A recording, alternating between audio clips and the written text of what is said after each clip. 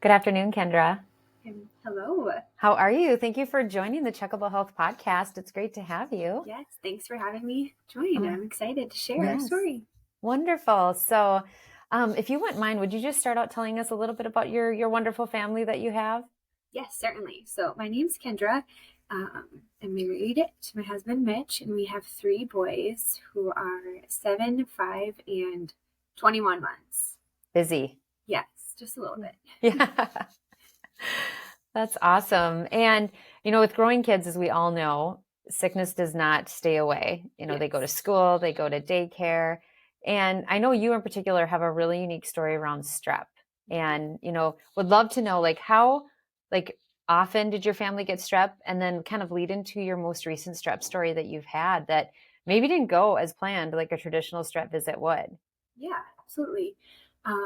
So the history for me personally, I think I've had periodic episodes of strep, more so in those college years, and then my husband as well. So we both kind of are what you would call, I guess, prone to strep infections. Kind of know when it hits that it's strep. But for our children, we had yet to experience strep or even symptoms of a sore throat for them. So yeah, when the time came where it was a concern in my children, I initially tried to just treat their symptoms at home. I think for most acute illnesses, I feel confident. Yes. Just taking care of and supporting them at home. Your mom instinct takes over, right? Yes, absolutely. Kind of what to do.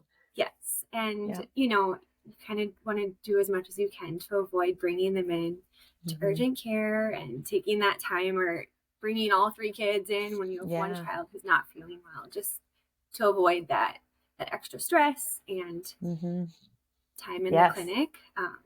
So that's what I was kind of doing with my oldest, is the one who first came down with the strep symptoms. So I just kind of helped care for him at home. And after 3 days, most of his symptoms had gone away, except he continued to complain of a sore throat, which, I felt for his age, he's almost 6 years old. That was kind of a unique symptom for a 6-year-old. And I'm like, okay, my mom intuition is telling me this is probably strep throat. Yeah. And just knowing the basics of complications of strep throat, that we should seek medical care at this time and just kind of cover our bases. And so at that point, was he feverish? Did he kind of go through that kind of traditional, fever, sore throat, lethargic, those types of things? Did he have any other unique symptoms that presented while you were kind of gaining this instinct of this might be strep throat? Yeah. So initially, he had a quick onset of symptoms, like day 1, extreme abdominal pain, the fatigue, sore throat initially, a light fever. Yeah, all those symptoms were really front loaded on day 1. And then after about 24 hours, I guess I have a lot of supportive measures at home that kind of help you as just kind of more natural methods, I guess, to just alleviate and make them more comfortable. So after about a day, he was feeling better. But still, I didn't send him to school throughout the whole duration. I knew something was still off with him. Then the sore throat continued throughout the week. Okay.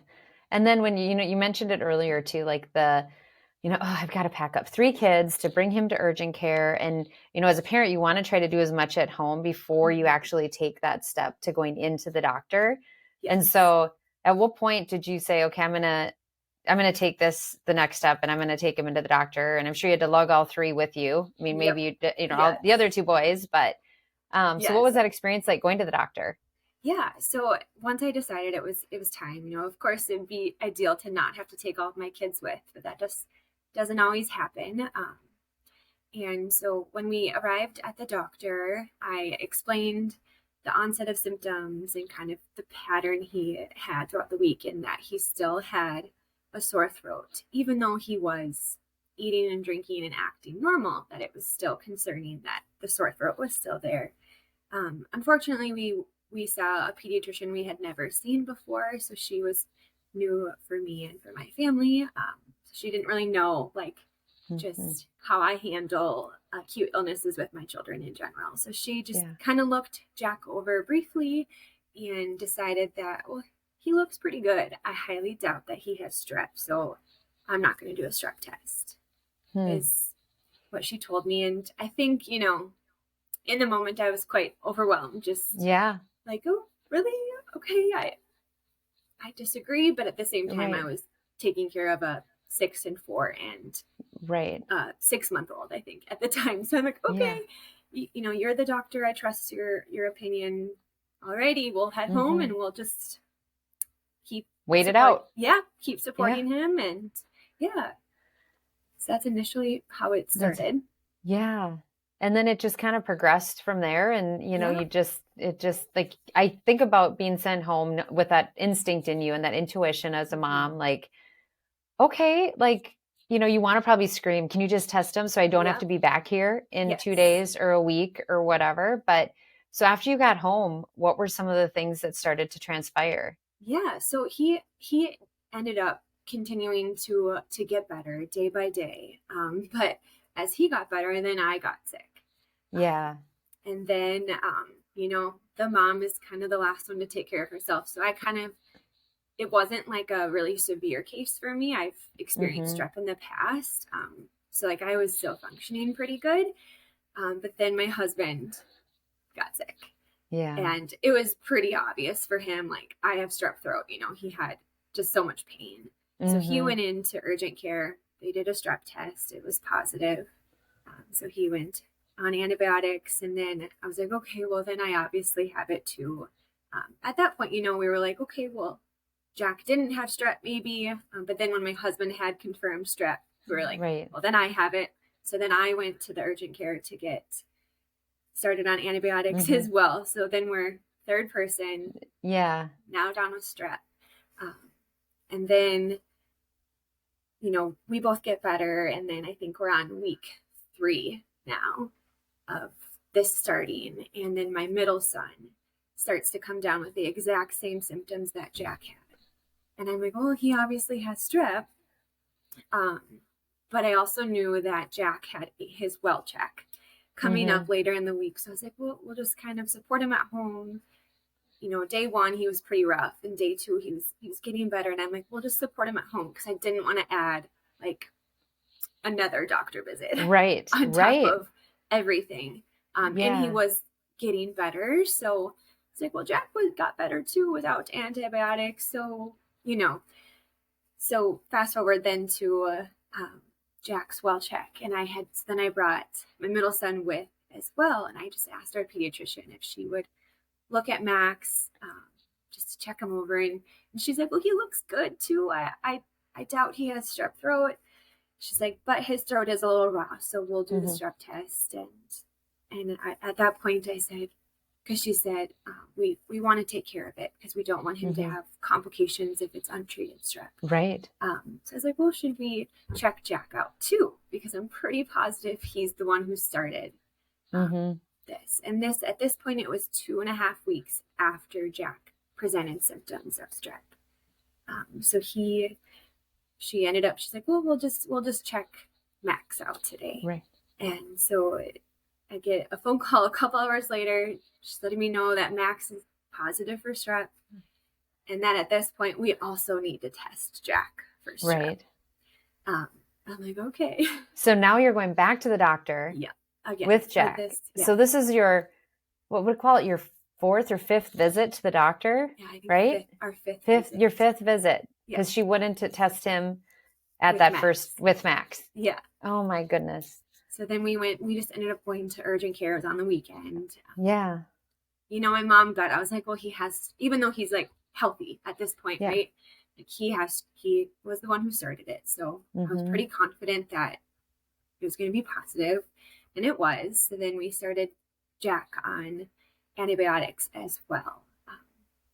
So it had made its rounds. And then our baby, I mean, we never got him a strep test because I was told, because I asked our pediatrician, do I need to be concerned about our youngest having this infection as well? And she's like, well, the complications from strep are only for ages 3 and up, was how she explained it.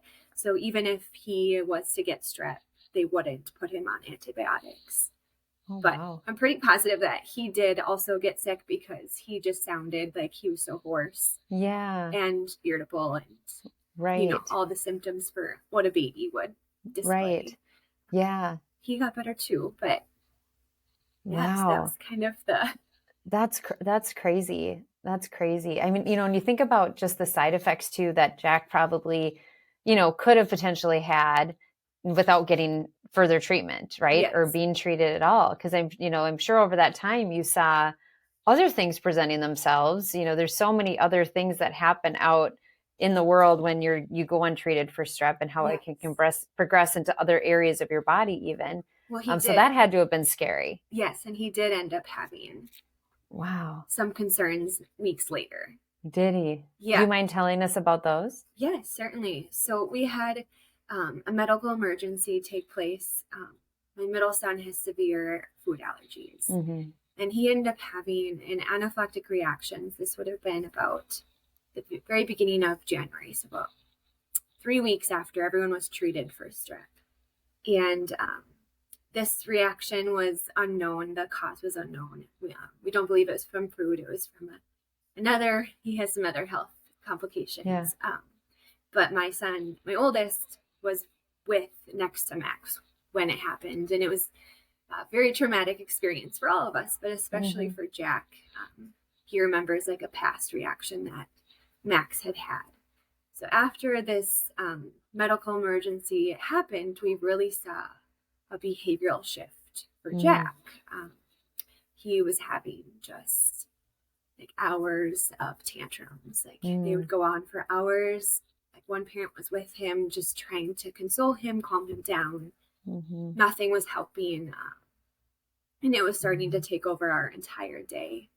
And this was probably started happening for a week. And then within those tantrums, he started to have tics, which that was very new for us. Oh, yeah. Yeah. Probably scary too. It was. And, at first it was like, well, is this attention-seeking behavior? We were trying to process it.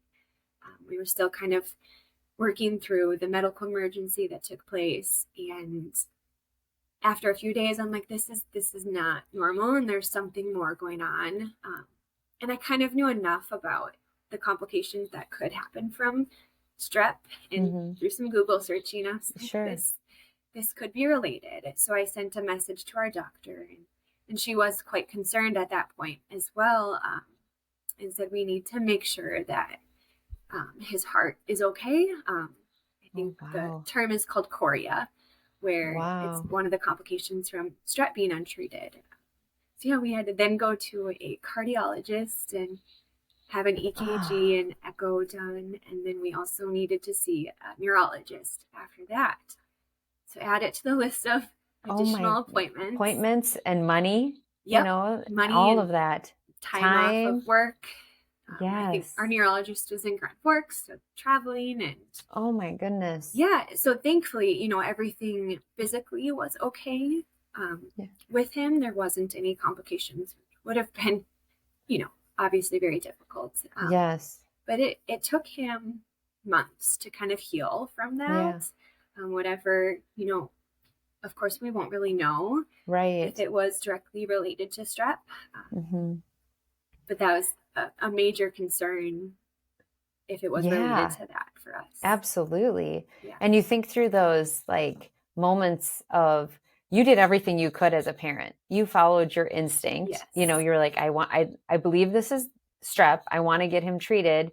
And I don't want to say you were denied, treatment, but the doctor was doing their job. But, you partially were like, but I'm the mom. I know my child. I know some things, and, like, please just test them. Yes. I think, it's really during that time where COVID was the hot topic and the big concern. So it's interesting how that can just muddy the waters a little bit in our judgment. And, So now I know that I need to be a Yes. little bit more of a mama bear and Mm-hmm. just kind of put my foot down in that situation. Mm-hmm. But I had actually heard about Checkable. Yeah. Oh, really? Yes, prior to this, I think I had seen the building, and then was like, oh, what's this? And Googled it. And I was like, Yeah. interesting that, that just with my history of strep, it's like, I'm sure that would be a great tool to have. And Right. then when, my son started to be sick with a sore throat, I remember Googling again, like, is this a thing? Can I get my hands on it? Right. And then just throughout that process, I remember just thinking, gosh, that would have just, made such a difference for us if we could have just handled it at home and we could have stopped with Jack and right. who knows, And that was going to be my next question is like, when you think about the idea of an at-home strep test and what, at Checkable we're trying to bring to market, that's our goal, is to take situations like yours and put the power and the freedom back in the hands of the moms and the families who want to get those answers to know before they spend the time packing up 2, 3 kids into a car, driving to the doctor to wait, getting those answers up front. So, when you think about that, the sense I'm getting from you is you would welcome and appreciate a tool like this in your medicine cabinet. Yes, I would have a few on hand. Yeah. No, that's amazing. So yes. when you think through that scenario, and I'm sure there's, a ton of emotions that go through your mind,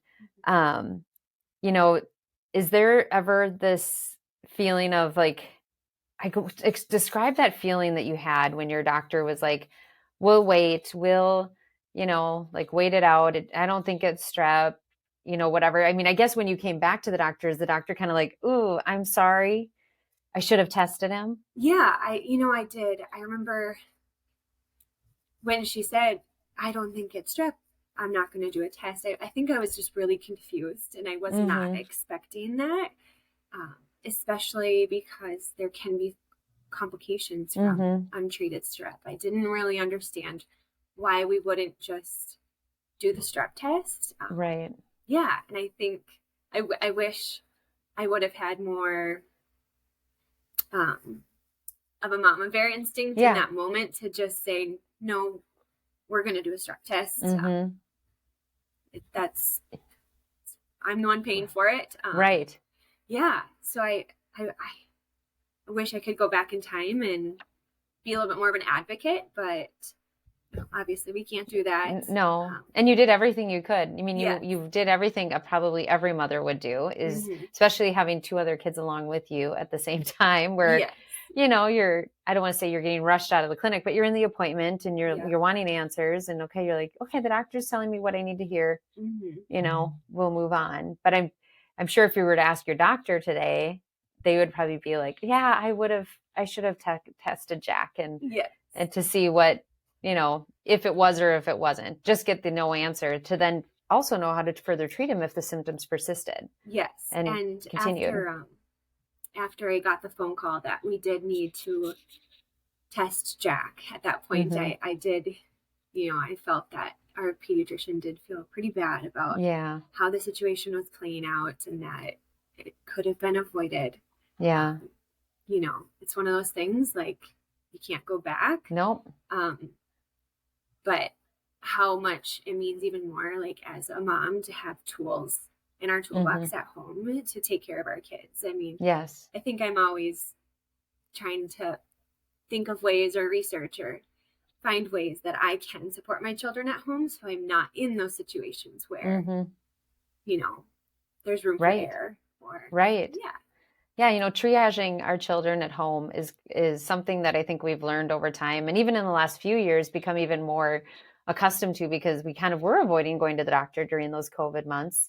But we also want that instinct to come back of that, like trusting what my gut, at least with my kids, what it's telling me, like, okay, I think this might be strep. These are all the symptoms that they have, like I am going to go into the doctor. But when I think about the future of having a strep test at home, how much easier it would be to say, okay, let's knock this one out. Let's see what happens, what the result is, and then move on to the next phase of going in or, continuing that treatment path at home that, like you said, like you research and you have all the tools to make your child feel better, if a test is negative, and making them comfortable. So absolutely. I mean, knowledge is power, and you second guess yourself as a mother when you have to take that next step of going in to seek care, because you don't want the inconvenience of a spouse needing to come home to help you with your other kids, or needing to bring all your children into